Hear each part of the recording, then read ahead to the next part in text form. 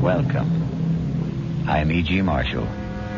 Welcome to the sound of suspense, the fear you can hear.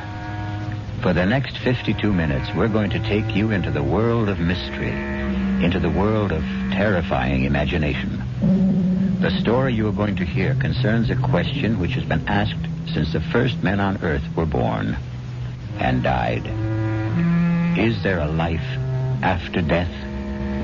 Is there a way to return from the grave? And if there is, can we come back in the body of a living creature? Even one that has claws instead of fingernails? Here is one chilling answer. Dr. Singh, you have to tell me. Could my wife have come back as a bird, a sparrow, something like that? Well, your wife was a rather big woman, Mr. Moresby, in a physical sense. How about a snake? A seagull? How about a cat? A great, big, fat cat? A cat?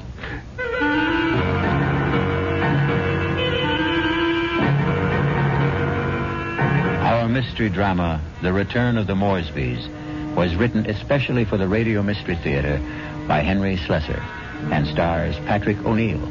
I'll be back shortly with Act One.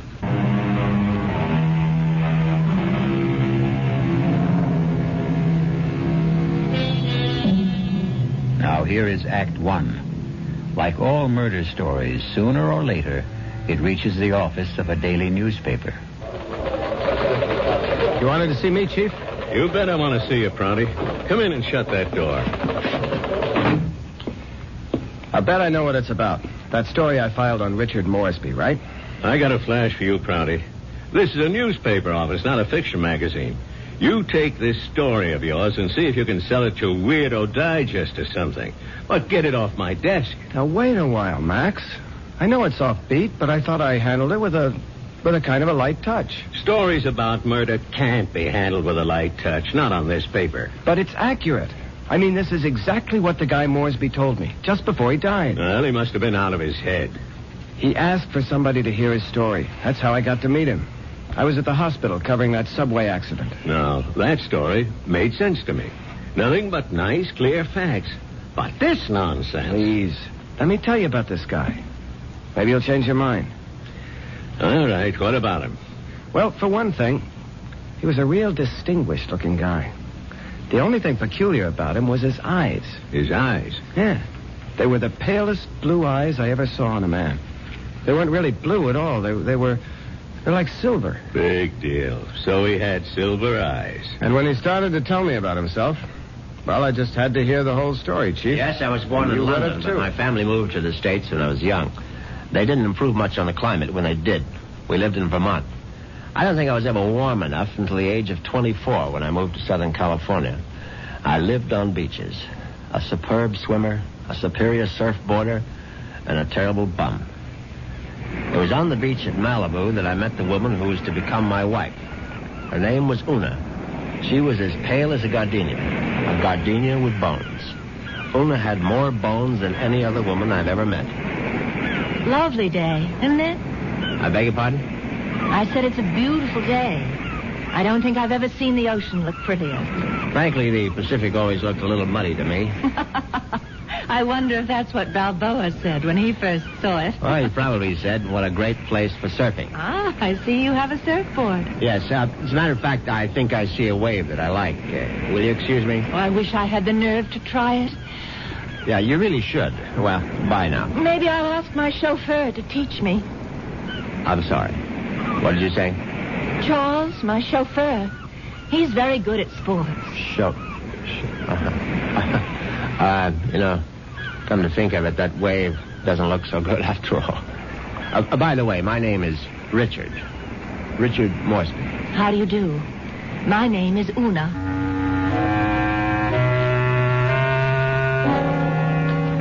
Una Vandermeyer. That was her name. As soon as I realized that she was from the Vandermeyer family, she didn't seem half as bony as she did before. In fact, not only did I become accustomed to Una's appearance, I was even able to tolerate her inane conversation. Can't you just feel the mystery of the stars, Richard? Sometimes I feel their vibrations as if they're trying to communicate with me. Do you ever feel that? Well, sometimes, I suppose. I really think we must be one with the universe, don't you? I really believe there's just one great universal soul, and we're all part of it. Don't you think so, too? Yes, of course. Right on, as they say.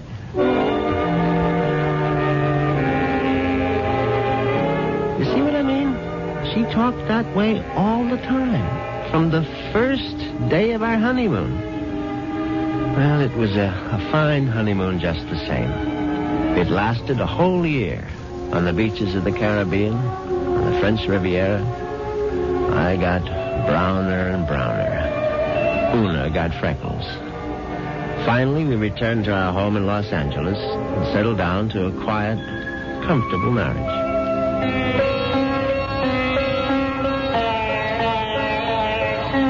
What on earth is that you're playing? It's sitar music, darling. Oh, it's just so spiritual. What made you buy the record? No, Dr. Singh recommended it. Who? Dr. Singh, at the Temple of Metapsychosis, you know. The Temple of what? Metapsychosis. I told you about joining the temple last week. Oh, Richard, sometimes I think you don't listen to me. Now, as you may know, Southern California abounds in quasi-religious organizations. And she'd gone through a number of them without discovering the universal soul at any of their altars. Darling, please come to one of Dr. Singh's lectures. He's such a magnificent speaker. He emits such vibrations.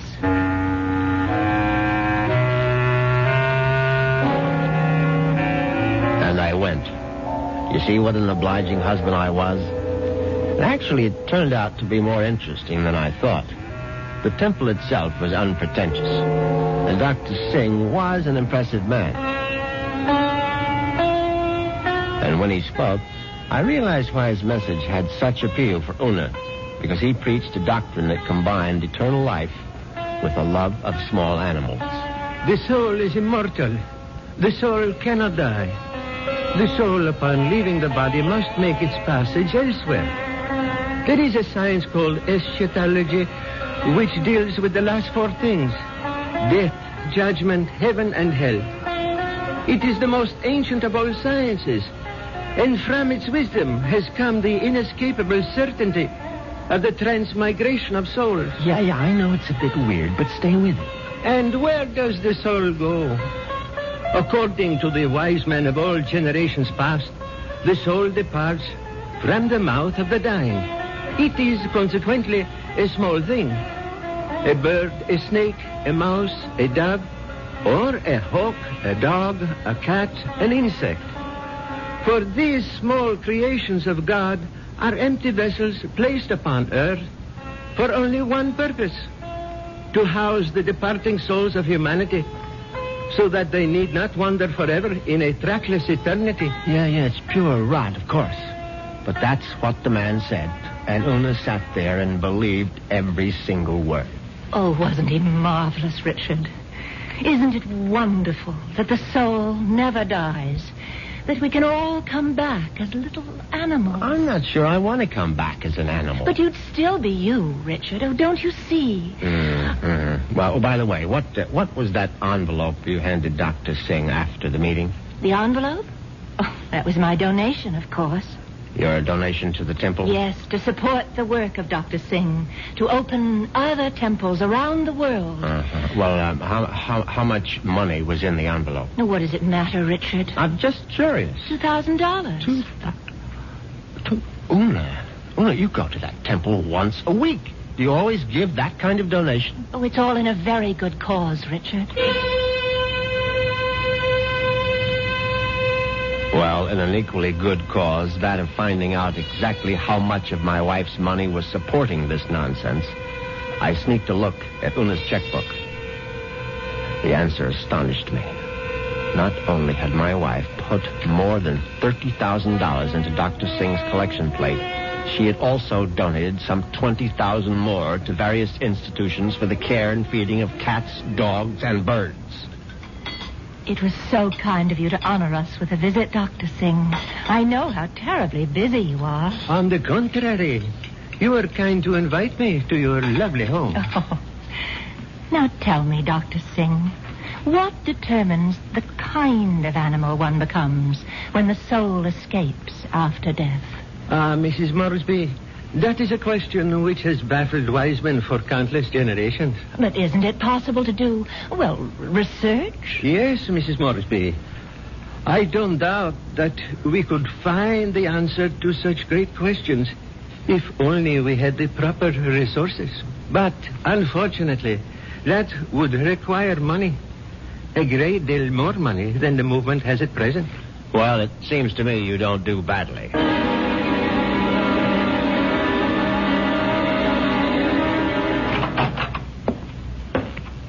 Well, there you are. Hello, Richard. Where have you been all morning? Right here, in my little sewing room. Don't tell me you were sewing. Oh, don't be silly. Actually, I've been composing something. A letter? Oh, something more important than that. Richard, do you realize that I have no last will and testament? Well, why should you? Healthy young chicken like you. I can't call myself young anymore, Richard. You'll always be young to me, darling. Oh, that's very sweet. But just the same, it's only practical to have a will. Would you read it over, Richard, and see if it sounds legal enough? Certainly. Well, let's see now. I, Una Vandermeyer Moresby, a resident of the city of Los Angeles, state of California, residing at 8 Sheridan Drive, being over the age of 21 and of sound and disposing mind and memory. Darling, this is superb. Where on earth did you get the language? Well, to tell you the truth, I copied it out of Daddy's will. The one that left you $10 million? Yes. Well, I don't see how you could go wrong. Let's see now. Not acting under duress, menace, fraud, or undue influence of any person whomsoever... And good Lord, Una. What's that? What is it? What? You're not serious about this. Oh, about making a will? Well, of course I am. I mean, this bequest to the temple, mumbo jumbo. What's wrong with it? Now, listen, darling. I told you how important Dr. Singh's work is, but it requires money to carry it on. Tons of money. So the least I can do is to help the poor man as much as I can. But you're giving him 90% of your entire fortune. You'll still have $1 million if I go first, Richard. Isn't that enough? No, it isn't. I mean, the whole thing is ridiculous. Don't you realize that man is a fraud, a charlatan? What? Oh, for heaven's sake, Una, open your eyes. Don't you realize the simple truth? Your money won't build any temples. It's just going to line the pockets of that turbaned phony. Richard, what a terrible thing to say.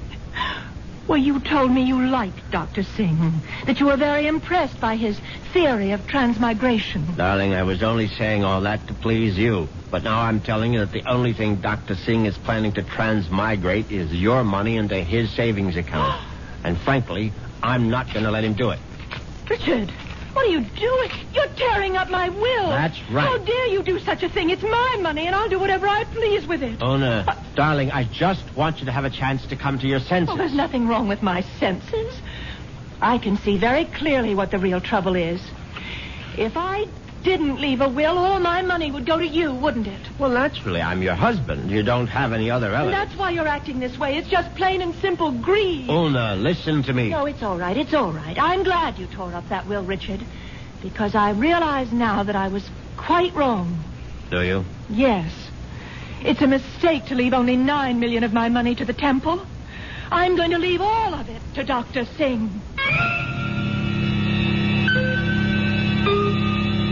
When Una actually drafted that incredible document and called our attorney for a Monday morning appointment, I realized that I had to do something very drastic before the weekend was over. I had to kill my poor, misguided wife.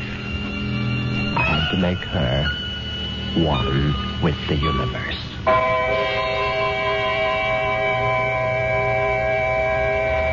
It's obvious that Mr. Moresby is going to be a very reluctant murderer.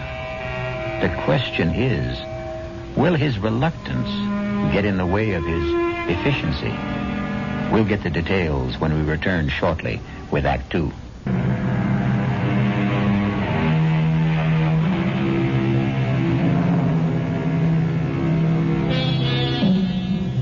let's return to Richard Moresby. In order to find him, we'll have to search the highway, for Richard has taken his white Jaguar out for a spin. But there he is now. On Saturday morning, I took a little spin in my XKL and did some thinking on the open road. I didn't want to kill poor Una, of course. The whole idea was repellent. But on the other hand, the thought of Dr. Singh spending the fortune that was rightfully mine was even more abhorrent. However, I decided I would make one more stab at a reconciliation. Darling, may I come in? It's your living room, too. It doesn't feel like it. Matter of fact, I've felt like a stranger in this house for the past 2 days. I suppose that's my fault. Well, you haven't been exactly cordial, have you? I've hardly been home, Richard. I spent all day yesterday at the temple and all morning at the Pet Rest Kennels. And how are all the little souls doing? You just won't stop being irreverent, will you? It's been my money all along, hasn't it, Richard? From the very beginning, you were attracted to my money. Well, now, darling, if you thought that, you would never have married me. I didn't want to believe it. I don't want to believe it now. Well, now, how can I prove to you that you're mistaken? Richard, you really want to prove it? Of course, I'll do anything you say. All right. Now, I know exactly what you can do. You can let me leave my money to Dr. Singh and the temple. The whole $10 million? Yes, because that's the only way I'll know that it's me you love.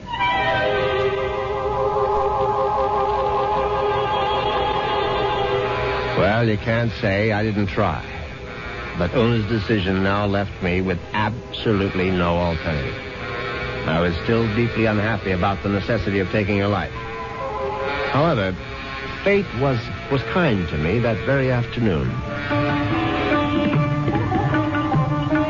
Now you're sure that you want me to continue reading, Richard? Of course, darling.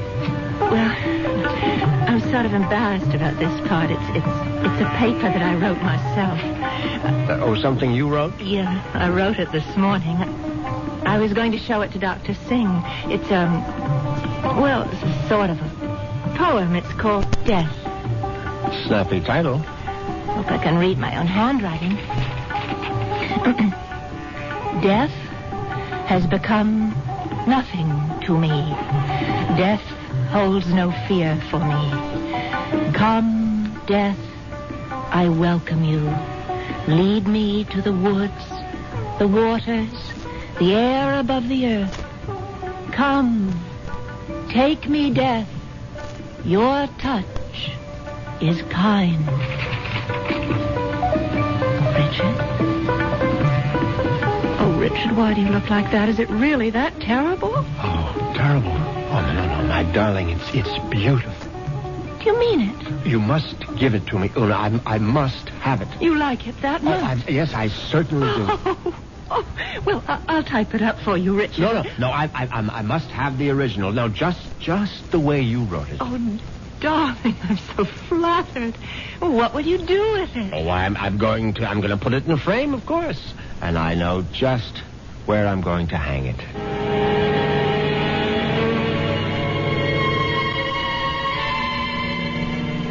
Yes, I could hardly believe my ears. Una had written her own suicide note in her own handwriting.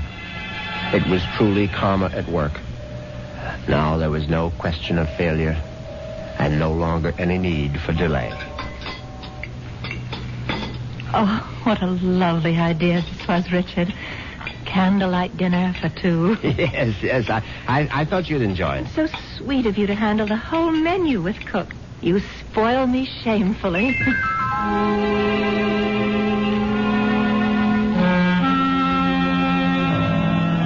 And that night, I spoiled her just a bit more by bringing hot cocoa to her in bed. Oh, Richard, you shouldn't have bothered. But I know how you like your hot cocoa before retiring, Una. You can't get to sleep without it. No, but Parker could have brought it to me. Oh, no, this is something I had to do myself. Oh. No, drink it down now. Yes. I'm drinking it. Does it taste all right? Oh, it tastes just fine.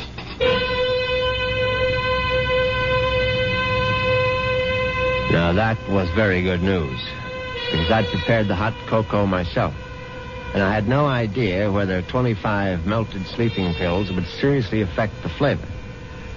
Finally, Una was all tucked in for the night.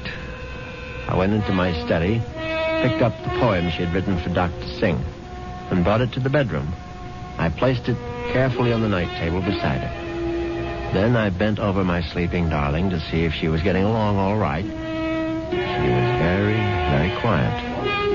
And then a dreadful thing happened. Una opened her eyes. Richard. Oh, Richard. Hush, darling. Now go back to sleep. Richard, I'm sick. No, my love. No, you're only sleepy. Cocoa tasted so strange. I didn't want to upset you, Richard, but I'm sick. No, you'll feel much better in the morning, Una. I promise you. Tomorrow morning, you'll be one with the universe. Richard, that paper. What paper, darling? It's my poem. My poem for Dr. Singh. What's it doing there? I was just reading it over, darling, that's all. And bottle, my sleeping pills. Oh, it's empty. The bottle is empty. Oh, Richard. What have you done? Nothing, darling, nothing. Now, just go to sleep. Cocoa. You put sleeping pills in it. All of them.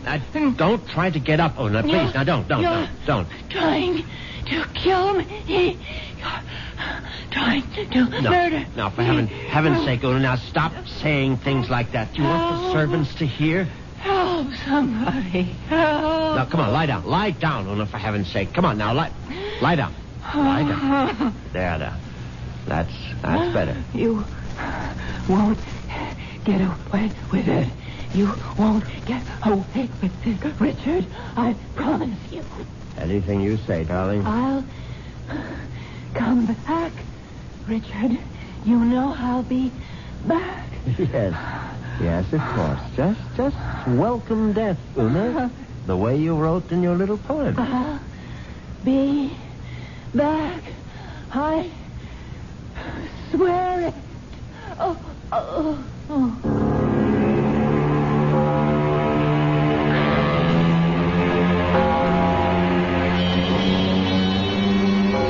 The funeral was held 2 days later. It was a magnificent occasion, of course. I gave Una a farewell that was consistent with her vast fortune. Everything was the best. Coffin, flowers, preacher, everything. Her burial place was one of the choicest bits of real estate at Forest Lawn. The only discordant note was the fact that Dr. Singh insisted on saying a few words at the service. They were familiar words, but frankly, they gave me a slight bit of a chill. The body of Una Moresby is dead, but her soul lives on. The soul cannot die. The soul is immortal. It has left the earthly remains of this woman and has sought the body of a small living thing. There it will abide until the Almighty is ready to choose its next home. Mourn not the end of Una Moresby, for there is no end. I couldn't help congratulating myself on how well everything had gone. When I called for medical attention the night of Una's death, the physician was only too ready to declare her a suicide. The police had to be informed, naturally, and they, too, agreed with the doctor's verdict. Una had died by her own hand, and she had died without a will. There was simply no question that the matter would be probated in my favor. Suddenly I realized I was not only rich, but a rich widower. What vistas opened for me? What the devil? Look out, you stupid mongrel! Dog trying to get run over. I admit I was shaken up by it. It was sort of a coincidence, you know? Right after the funeral and all that.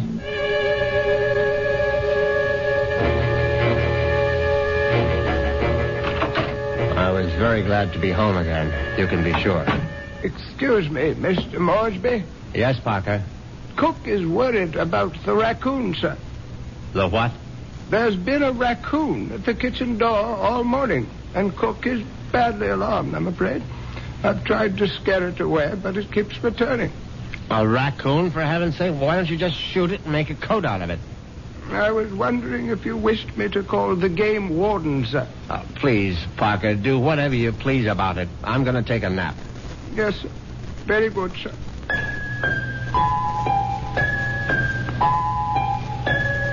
I went upstairs at once, undressed, and got into bed. It was a warm day, and yet I found myself cold. I got out the electric blanket and soon felt very cozy indeed. In fact, I felt so much better that I made a phone call.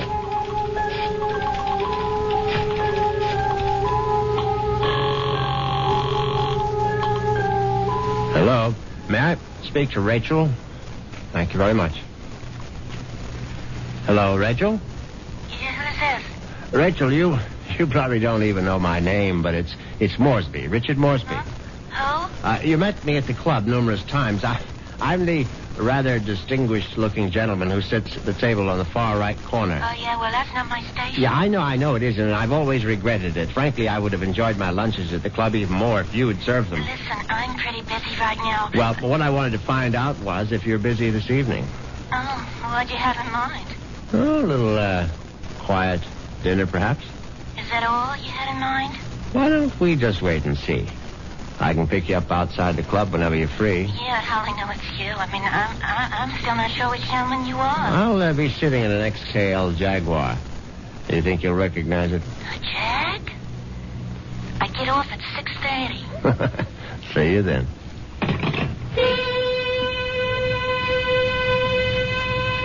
Yes, I was feeling very good now. Very good indeed. I would have drifted off into a pleasant sleep except for one thing. For a moment I thought a bomb had gone off in the room. Then I realized it was nothing more than a bird. A foolish sparrow had dived in headfirst into the plate glass window of the bedroom and now lay stunned on the carpet. I looked at the thing's fluttering little heart, and suddenly I was struck by a terrifying palpitation of my own. The dog, the raccoon, the bird. Good Lord. Could one of them have been Una?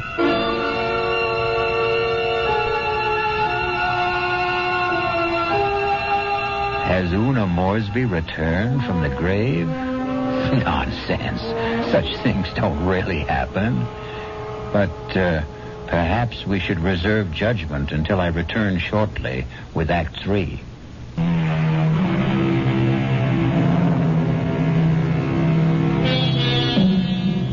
Now let's see if common sense has returned to our hero.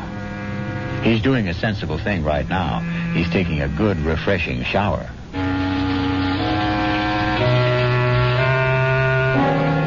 By the time evening came, I was feeling better. All my peculiar notions about Una's animal reincarnation seemed ludicrous as I stood in front of the shaving mirror. I thought about the delicious young woman that was waiting for me at the club. I'd admired Rachel's way with a tray for months, but ever faithful to my wife, I hadn't done more than gaze from afar. But now, things were going to be different. Yes, who is it? It's Parker, sir. Yes, come in, Parker. It's all right. Excuse me, sir. A bit of emergency in the kitchen. Well, what is it? A snake, sir. A what? Cook insists that there's a snake curled up in the telephone wire. Oh, that's ridiculous, Parker. Cook says it's there, Mr. Moresby. They do get into the house sometimes. Well, tell Cook she's seeing things. Tell her to stop nipping at the cooking sherry, and she'll soon stop seeing snakes. Yes, sir.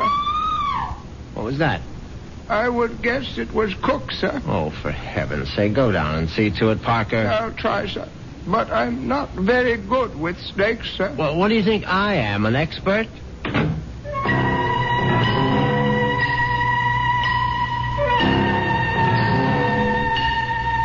But that wasn't the end of it.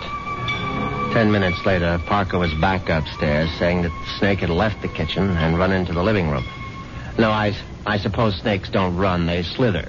It slithered into the living room and was now embracing still another telephone wire, obviously mistaking it for a long-lost love. But then, another unsettling thought came into my mind. What if the snake... No, that was ridiculous. Hello? Hi.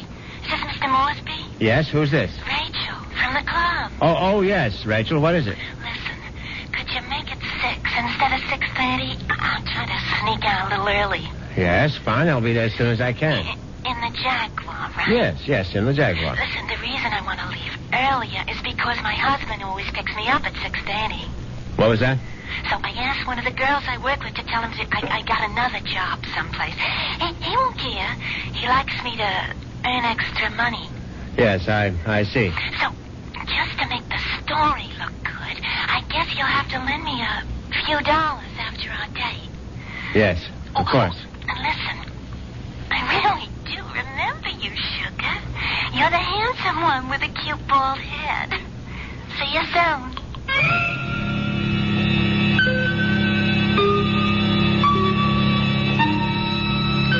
As it happens, I have a very full head of hair. But distressing as Rachel's telephone call was, an even more disturbing thought intruded. The snake was in the telephone wire. What if the snake had been trying to listen in on the extension phone? I knew the idea was absurd, but I couldn't help a superstitious shiver of dread. In fact, I was so troubled that I decided to forego my date with Rachel, the waitress. It wouldn't matter anyway. She'd be angry at some man at the club with a cute, bald head. The next day, I did the only thing that really relaxed me. I went to the beach. It proved to be an excellent idea. I stretched out on the golden sand and let the sun warm me. I listened to the waves beating against the shore. I listened to the haunting cries of seagulls circling overhead. Suddenly I was aware that the gulls which had been hovering over the water were now hovering over me. Now, instead of their cries being sad and plaintive, now they seemed menacing. I stood up hastily, but the gulls seemed to be increasing in number. I saw their sharp, pointed beaks, their raking claws. They were predators, of course. How many times had I seen them swoop into a dive and snatch up some poor fish out of the sea? And there was one seagull in particular. Its beady eyes seemed to be staring at me. No, it was my imagination, of course. I wasn't a fish. I was a man, but just the same, I found myself running down the beach. Running for dear life. And that's when I knew it was time to see a doctor.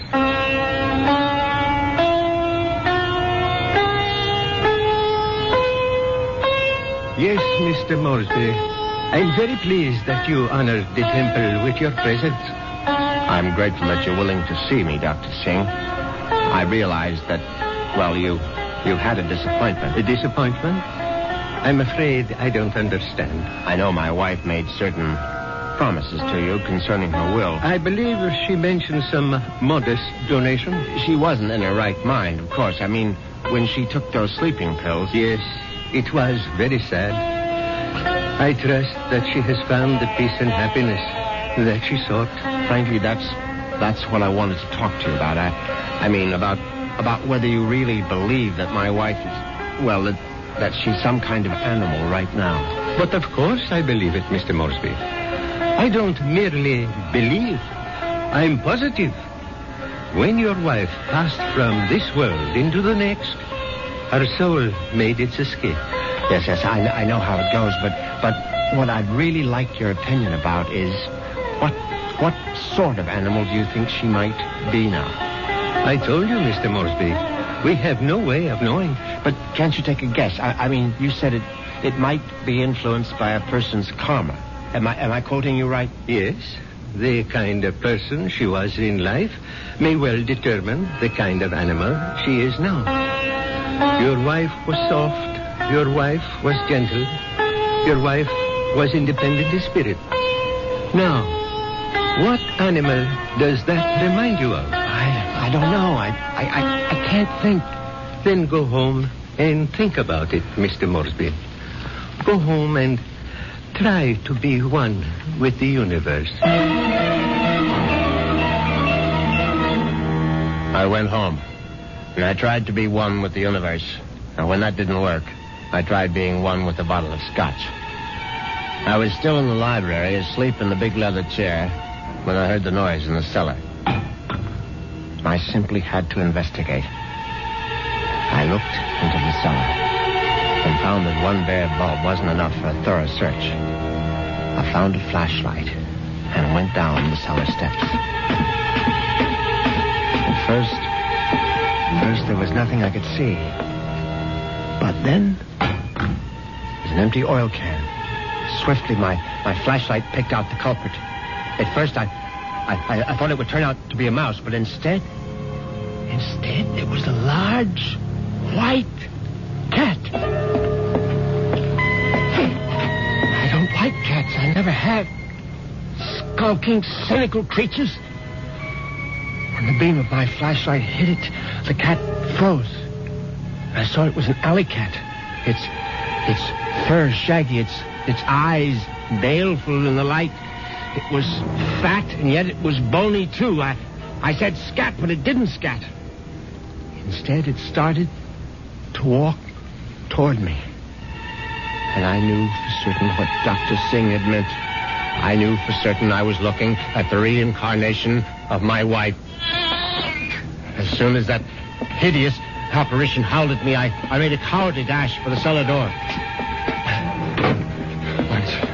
Once I was on the other side, I remembered the hunting rifle that Una had given me for Christmas. It stood unused in an upstairs closet. I found it. I loaded it and brought it back to the cellar. I hadn't fired a rifle since boyhood. I stood on the top of the stairs with my flashlight picked out the ghostly white form of the cat. I put down the light, raised the weapon, and squeezed the trigger. The report was deafening, but the recoil was worse. My precarious balance on the top step was lost. I fell to the bottom.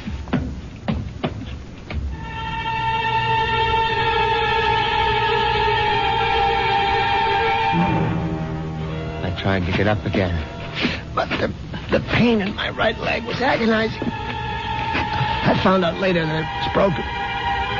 But the cat was still alive. And it was regarding me at eye level now. Its fur matted with plaster dust. Its eyes filled with hatred. I tried to crawl toward my fallen rifle.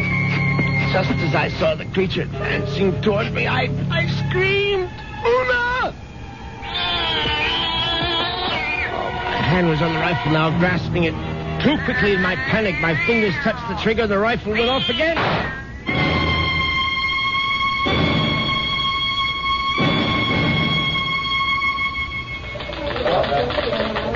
Well, that's how Moresby ended up in the hospital, Chief, with a broken leg and a bullet in his hip. And then he died. But I think he was telling the truth. You could see it in his eyes. His silver eyes, right? Yeah, his silver eyes. And you really believe that the guy's wife came back as a cat to get her revenge? What does it matter? It's still a good story. Sorry, Prouty, I can't okay it. Well, what if I got more details? What if I talked to this Dr. Singh? If I went to the Moresby cellar and found that cat? And what would you do then? Ask her if she's Mrs. Moresby? I still think it's worth a try, Chief. I'll tell you what, Prouty.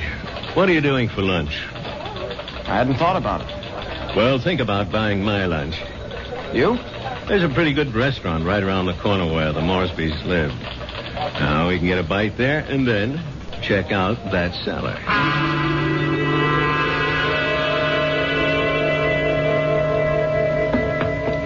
So, this is where it happened, huh? Moresby fell from these steps when he fired that rifle.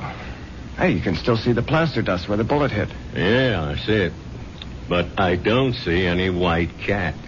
It might be hiding someplace. Or it might be a figment of his imagination. Maybe so. Hold it. Did you hear something? No. Listen. There it is. Look. It's a cat, all right. And it looks like it just found its supper. Oh, that mouse is still alive. Yeah, but not for long. Look at it squirm. He's eating it. Yep. And there goes your mouse.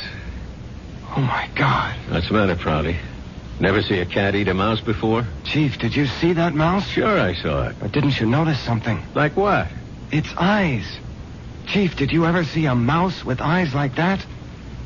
They were so pale blue, they were almost silver.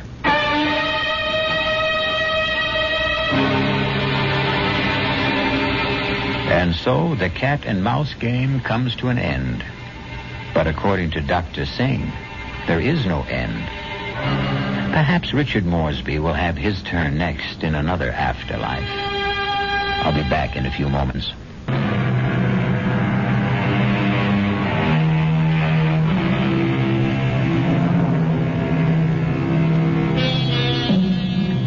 Do you believe in reincarnation? Do you believe the dead return? We have to believe it, because here we are, the reincarnation of radio drama. We hope you'll keep us alive by listening again to the Radio Mystery Theater. Our cast included Patrick O'Neill, Marion Seldes, Nick Pryor, and Dan Ocko. The entire production was under the direction of Hyman Brown.